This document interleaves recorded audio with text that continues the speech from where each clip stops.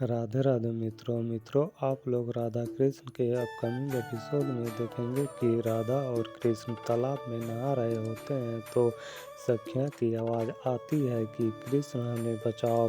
तो कृष्ण राधा से कहता है, अगासुर अपने प्रतिशोध की भावना में अपनी अंत की ओर बढ़ रहा है। तुम सबको मैं यहाँ लेकर आया ताकि मैं अगासुर को प्रेम का आभास करा सकूं, किंतु नहीं, उसमें घृणा का भाव अब भी है, अब भी प्रतिशोध की भावना में जल रहा है, मेरा प्रतीक्षा कर रहा है वो।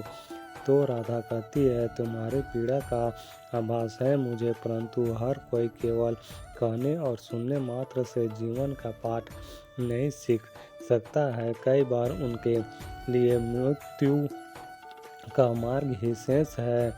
चलो कृष्ण, हमें सबकी रक्षा करनी होगी। फिर आप लोग आगे देखेंगे कि कंस दोनों महारानियों से कहता है, बस कुछ क्षण और उसके पश्चात उस कृष्ण के वध करने का योजना पूर्ण हो जाएगा।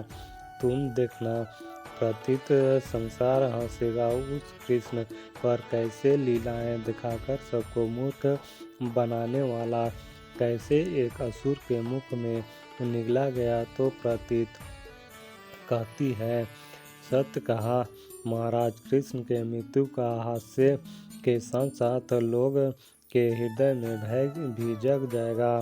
तब मथुरा और अन्य राज्य में ये समाचार पहुंचेगा तो आपकी छाती चारों ओर फैल जाएगा। फिर भी किसी सहसा नहीं है कि आपसे शत्रुता मोल लेना। तभी अक्रूर आता है तो कंस कहता है, कहो अक्रूर, क्या शुभ समाचार लेकर आए हो। तो अक्रूर कहता है, अगासुर ने कृष्ण के सभी साथियों को अपने मुख पर कैद कर लिया है। तो कंस कहता है, वो कृष्ण भी। तो अक्रूर कहता है, जब अगासुर ने ये दाव चला तब उस समय कृष्ण अपने साथियों के साथ वहाँ नहीं था। तो कंस कहता है, ये सत्य नहीं हो सकता है। और कंस क्रोधित हो जाता है और कहता है, मुझे उस अगासुर का मुख में वृंदावनवासी नहीं, वो कृष्ण चाहिए। उस तुच्छ लोगों को कैद करके क्या लाभ होगा। जब तक वो अगासुर कृष्ण को अपने मुख में कैद ना कर पाए।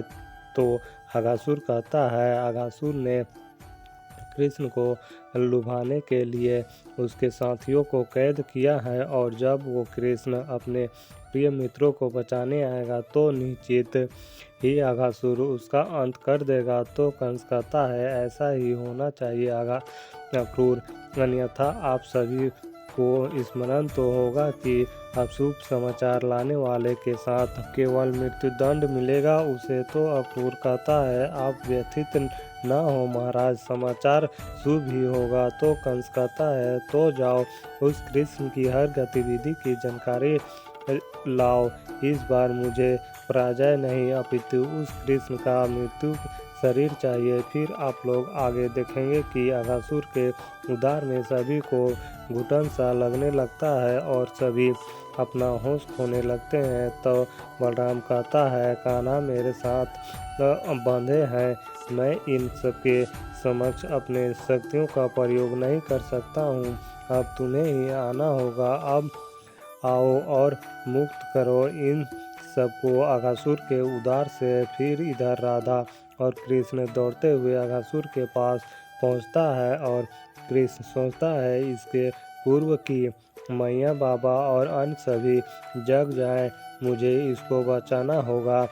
तो फिर अगासुर के उदर से सभी चिल्लाने लगते हैं। तो इधर यशोदा उठ जाती है और कहती है, अकस्मात ये क्या हो रहा है, सब कान्हा को सहायता के लिए क्यों पुकार रहे हैं। फिर यशोदा भी सभी को उठाने लगती है। तो नंद उठते साथ कहता है, क्या हुआ। तो यशोदा कहती है, कदाचित कोई संकट आ खड़ा हुआ है। तो कृतिका कहती है, ये तो बच्चों की आवाज़ है, क्या हुआ होगा। तो यशोदा कहती है, प्रतीत होता है कि बच्चे किसी संकट में हैं। फिर सभी लोग तालाब की ओर आने लगते हैं। फिर कृष्ण कहता है, व्यतीत ना हो मित्रों, मैं यहीं हूँ। तो अगासुर कहता है, आओ कृष्ण, समय मिल गया है, अपनी अटखेलियों से इतनी भी प्रतीक्षा करवाता है भला कोई। चलो, अंततः हमारी भेंट तो हुई। बहुत व्याकुल लग रहे हो, क्रोध आ रहा है, प्रतिशोध लोगे मुझसे? अरे प्रतिशोध तो मैं भी लूँगा तुमसे, अपनी बहन पूतना और भाई बकासुर के मृत्यु का। तो कृष्ण कहता है, अपने प्रतिशोध के इस विषय में भ्रमित मत रहो अघासुर। इन निर्दोषों वृंदावन वासियों को बिना कोई क्षति पहुँचाए मुख से मुक्त कर दो, और आप इस हृदय में विष नहीं प्रेम भर लो। तो अघासुर कहता है, ठीक कृष्ण, जैसा तुम चाहते हो मैं वैसा ही करूँगा, किंतु तुम्हें मेरा एक कार्य करना होगा। तुम्हारे हृदय में बहुत प्रेम है ना इन सब के लिए, तो इनकी मुक्ति तब होगी जब तुम मेरा भोजन बनना स्वीकार करोगे।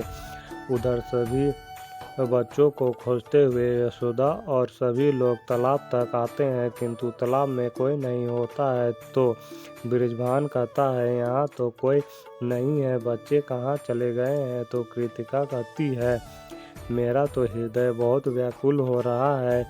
एक यागासुर के पश्चात कोई अन्य असुर तो नहीं आ गया है हमारे बच्चों को सताने के लिए? इधर कृष्ण अघासुर से कहता है, मेरे मित्रों को बिना क्षति पहुँचाए तुम उन्हें मुक्त कर देते हो, तो मैं स्वयं प्रवेश करूँगा मुख पर, और ये मेरा वचन है। तो ललिता अघासुर के मुख से अंदर से कहती है, नहीं कृष्ण, तुम ये क्या कर रहे हो? तो यशोदा कहती है, आर्या, ये तो हमारे बच्चों की पुकार है। तो नंद कहता है, ये पुकार उस पहाड़ की चोटियों से आ रहा है, अवश्य बच्चे वहीं होंगे। फिर सभी लोग पहाड़ की ओर आने लगते हैं। तो इधर ललिता कहती है, कृष्ण, आप हमारे लिए अपने प्राणों की आहुति मत दो, तुम्हारे प्राण संकट में डालने से अच्छा है ये होगा कि हम अपने प्राण त्याग कर इस असुर की भूख मिटा दें।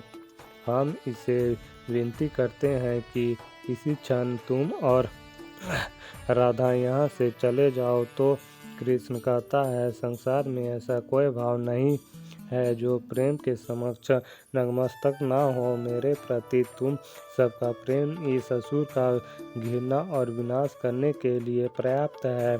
और कृष्ण अघासुर से कहता है कि वो कृष्ण के मित्रों का मुक्त कर दे। तो अघासुर अपना मुख खोलता है। तो ललिता कहती है, नहीं कृष्ण, तुम हमारे लिए अपने प्राणों की आहुति मत दो, वापस लौट जाओ कृष्ण। तो कृष्ण कहता है, ये मात्र मेरा नहीं, ये तुम सबके प्रेम के भी परीक्षा है। तो तुम सबको मेरी सौगंध है, बाहर आ जाओ और मुझे भीतर जाने दो। तो बलराम सभी से कहता है, यदि कृष्ण ने कहा है तो हमें बाहर जाना होगा। क्या तुम सब कृष्ण से प्रेम नहीं करते हो? कृष्ण के प्रति प्रेम को सिद्ध करने का समय आ गया है। विश्वास रखो, कृष्ण को कुछ नहीं होगा। फिर सभी लोग बाहर आ जाते हैं। तो मित्रों, इस वीडियो में इतना ही। मित्रों, आप सभी को आगे और भी बहुत कुछ देखने के लिए मिलेगा। तो मित्रों, जल्द मिलता हूँ और एक नए वीडियो में। तब तक के लिए राधे राधे।